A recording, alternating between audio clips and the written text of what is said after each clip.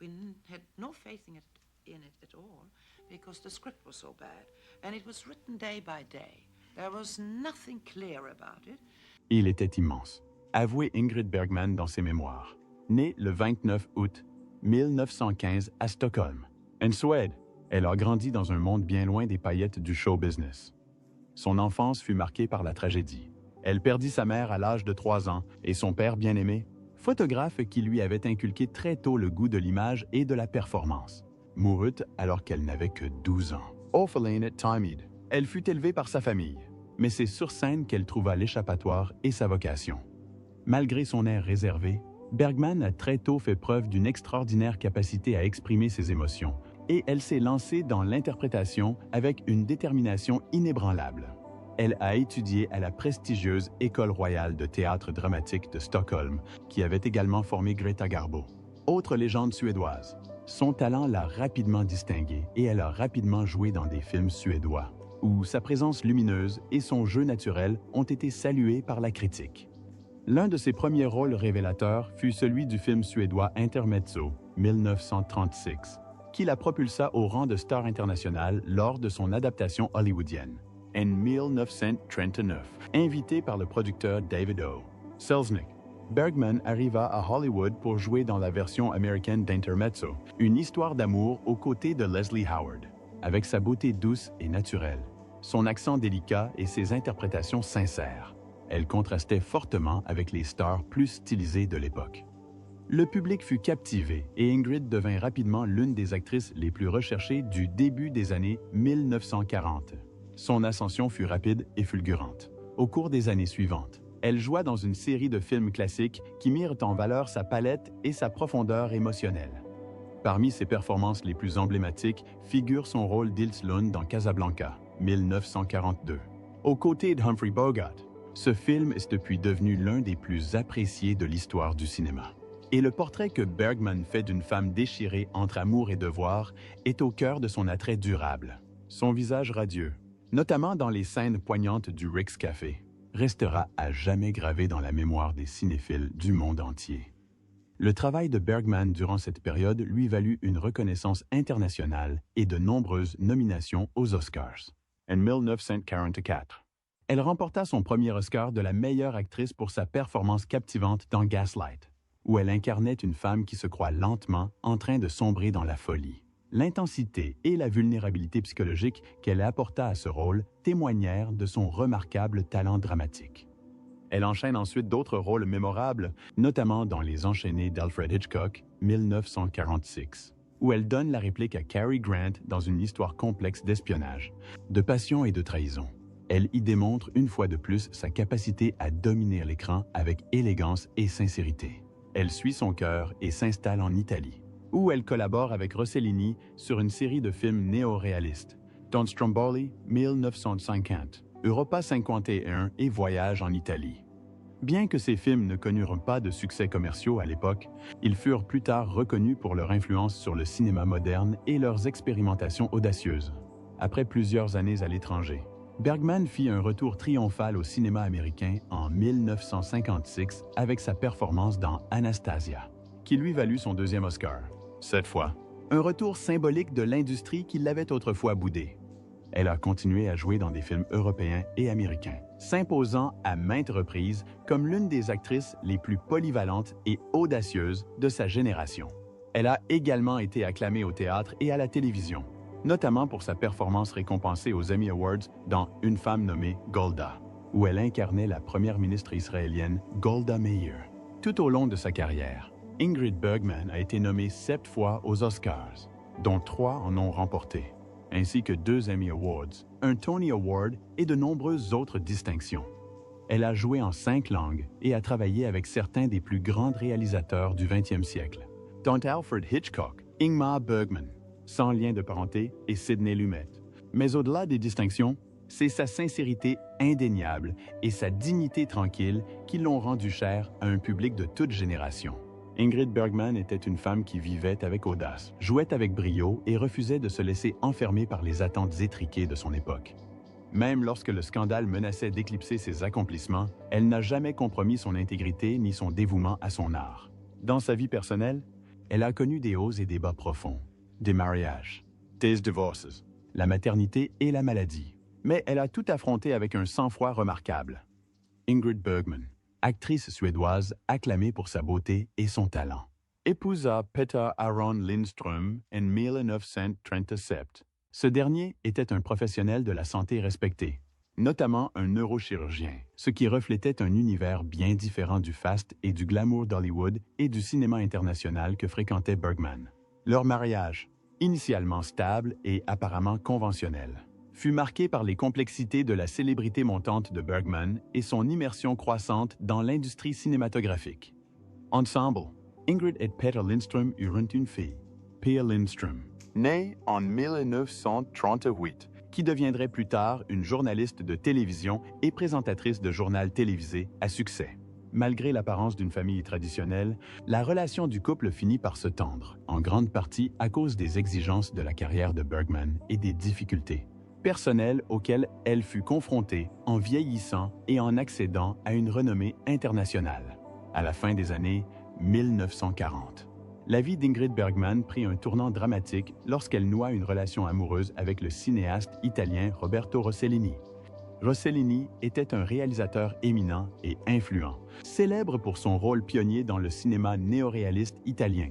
Leur liaison débuta alors que Bergman était encore marié à Lindström, ce qui fit scandale à l'époque.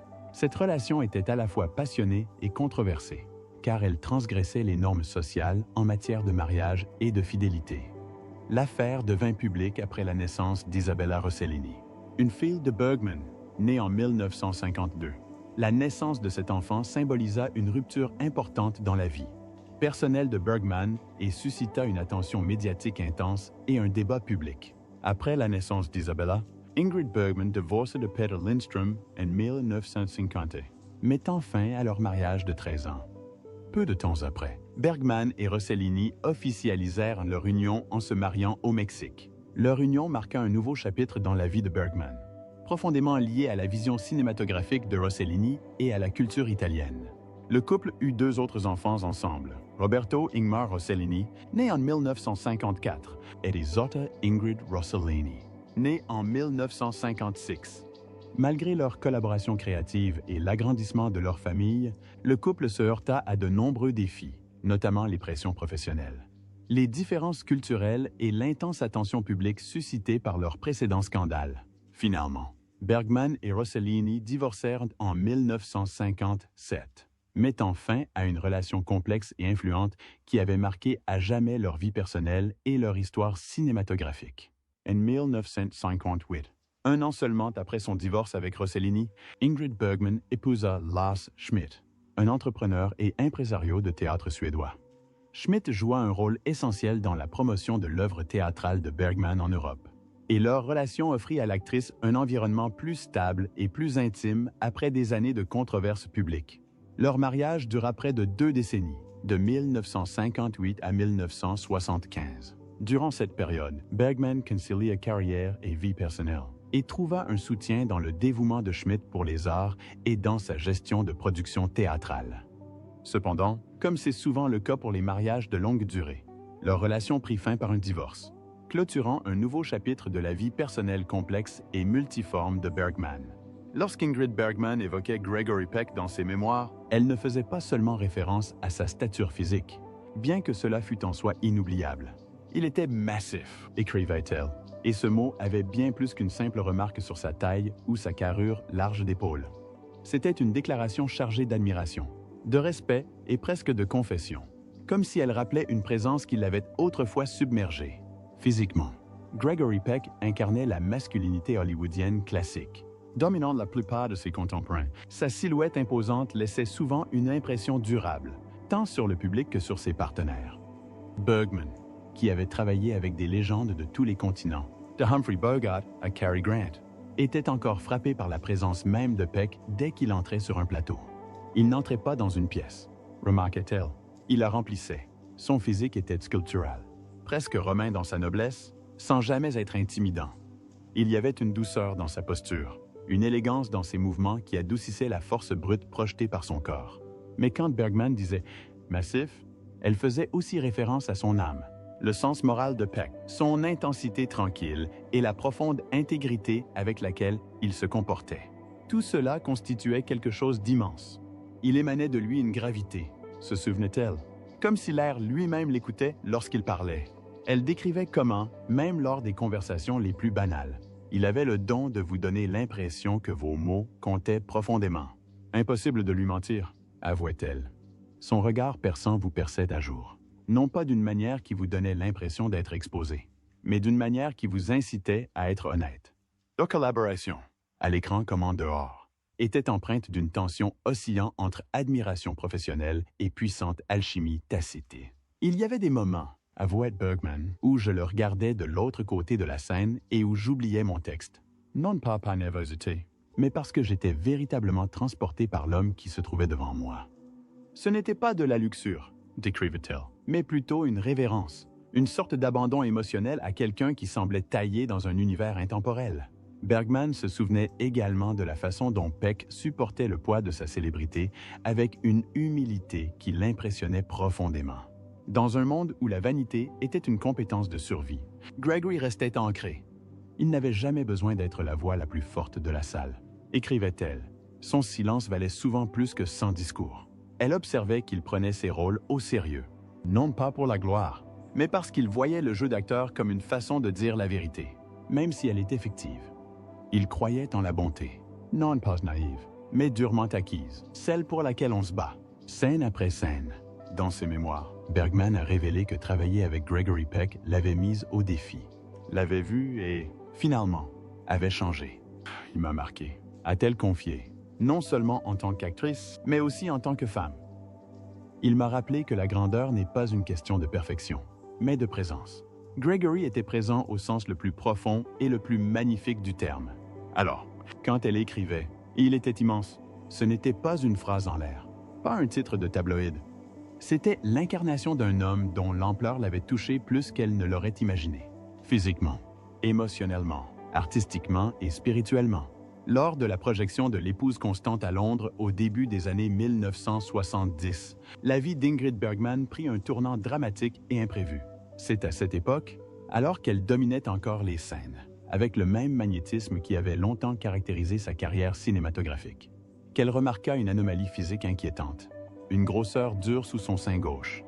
Malgré un emploi du temps chargé, Bergman, connu pour sa discipline et son souci du détail, a réagi rapidement. Le 15 juin 1974, elle a subi une intervention chirurgicale dans une clinique privée londonienne pour se faire retirer la tumeur. Bien que l'opération soit restée relativement discrète, elle a marqué le début d'un long et difficile combat contre le cancer du sein, qu'elle a choisi de mener avec grâce, courage et un engagement indéfectible envers son art. Le cancer, cependant, n'en avait pas fini avec elle. Des années plus tard, alors qu'elle était plongée dans le tournage, émotionnellement exigeant, de son Night d'automne, un film qui allait devenir l'une de ses performances les plus puissantes et les plus acclamées par la critique. Bergman sentit à nouveau une grosseur inquiétante. Cette seconde découverte la poussa à rentrer d'urgence à Londres, où elle subit une nouvelle intervention chirurgicale. L'expérience fut particulièrement symbolique. Alors même que son corps luttait contre une maladie incurable, elle livra l'une des performances les plus brutes, complexes et vulnérables de sa carrière sous la direction d'Ingmar Bergman, sans lien de parenté, dans un rôle qui semblait refléter les épreuves émotionnelles de sa vie réelle, après l'opération et sa convalescence, démontrant son esprit indomptable et son éthique de travail acharnée. Bergman commença immédiatement les répétitions pour Les Eaux de la Lune, une adaptation télévisée de 1978, refusant de se laisser définir ou limiter par sa maladie.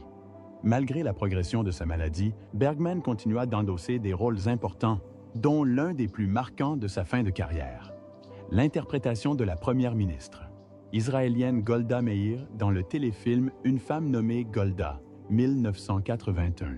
Son choix était audacieux et profondément émouvant. Bergman était désormais frêle, son visage altéré par les traitements et le temps, mais elle incarnait le personnage de Meir avec une force et une dignité profondes. Le tournage fut épuisant et sa santé fut gravement affectée, mais elle mena à bien le projet avec le professionnalisme qui la caractérisait. Sa performance lui valut des Emmy et des Golden Globes à titre posthume, consécration définitive de son immense héritage dramatique. Après cela, Bergman quitta la scène publique pour s'installer dans son appartement londonien de l'élégant quartier de Cheney Gardens, près de la Tamise. Le quartier était réputé pour son atmosphère artistique et son charme paisible. Mais pour Bergman, il devint un lieu de solitude et de lutte silencieuse. C'est là qu'elle commença à suivre régulièrement des traitements de chimiothérapie. La star autrefois radieuse, qui avait captivé des millions de personnes, affrontait désormais la maladie avec un stoïcisme serein. Paparazzi et fans se rassemblèrent fréquemment devant son immeuble, campant sur le trottoir dans l'espoir d'apercevoir l'actrice légendaire, consciente de leur présence, mais refusant de les laisser voir son état de faiblesse. Elle évitait la fenêtre de devant.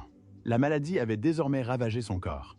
Le cancer avait métastasé à sa colonne vertébrale, affaissant sa 12e vertèbre, lui causant de vives douleurs et limitant sa mobilité. Son poumon droit avait complètement cessé de fonctionner, et seule une partie de son poumon gauche était encore fonctionnelle. Pourtant, même dans ses jours les plus sombres, elle n'a jamais renoncé à sa force intérieure. Ingrid Bergman s'est éteinte à Londres peu après minuit le 29 août 1982, le jour de son 67e anniversaire. Elle s'est éteinte paisiblement, entourée de ceux qu'elle aimait, mais son ex-mari, le producteur de théâtre suédois Lars Schmidt, avec qui elle entretenait des relations chaleureuses et affectueuses, était à son chevet, ainsi que 3 autres personnes. Ce soir-là, quelques heures avant sa disparition, ils avaient apporté un dernier toast en son honneur. Un geste intime et symbolique empreint d'une célébration douce amère et d'une perte imminente. À son chevet se trouvait un exemplaire du Petit Prince, la nouvelle philosophique d'Antoine de Saint-Exupéry. Ce livre, cher à Bergman pour ses thèmes d'innocence, de perte et de l'essence invisible des choses, était ouvert sur une page vers la fin. Peut-être une ultime réflexion silencieuse sur le voyage de son âme. Sa cérémonie commémorative a eu lieu en octobre en l'église historique Sainte Martin in the Fields de Londres. Ce fut une cérémonie solennelle et élégante à laquelle ont assisté 200 personnes venues du monde entier. Parmi elles se trouvaient ses proies, son mémé, ses 3 enfants, dont Isabella Rossellini, qui avait déjà commencé à se faire une place dans le cinéma, la famille Rossellini élargie et des proches venus de Suède pour dire adieu à l'une de leurs plus grandes stars. La cérémonie a également attiré un public exceptionnel de sommités des arts du spectacle. Des acteurs de renom et des collaborateurs de longue date, tels que Liv Ullmann, Sir John Gielgud, Dame Wendy Hilla, Birgit Nilsson et Joss Ackland, étaient tous présents, chacun rendant hommage à sa manière silencieuse. Des passages de Shakespeare ont été lus à voix haute pendant la cérémonie, faisant écho aux profondes racines de Bergman dans le théâtre classique. Parmi les morceaux choisis figurait l'air enjoué « This Old Man », célèbre dans l'auberge du 6e bonheur, et la nostalgique et envoûtante « As Time Goes By », immortalisée par la voix de Bergman dans Casablanca, une chanson qui semblait résumer l'histoire de sa vie et de sa carrière. Son petit-fils, Justin Daly, se souviendra plus tard du chaos et de l'émotion accablant de ce jour-là. Des centaines de photographes envahirent le site, se bousculant pour se positionner, brandissant leurs flashs tandis que les personnes en deuil tentaient de faire leur deuil. Daly se souvenait avoir été frappé à la tête par un appareil photo dans la frénésie. Mais au milieu de la douleur et de la confusion, il eut une soudaine et profonde révélation. Ingrid Bergman n'était plus seulement sa grand-mère. Au milieu de tout ce chaos, dit-il, je sentais qu'elle n'était pas seulement ma grand-mère. Elle appartenait à tous. Elle appartenait au monde. C'était un sentiment partagé par des millions de personnes. Ingrid Bergman n'était pas seulement une mère, une grand-mère ou une amie. Elle était une icône dont l'art, le courage et l'humanité avaient touché le monde entier.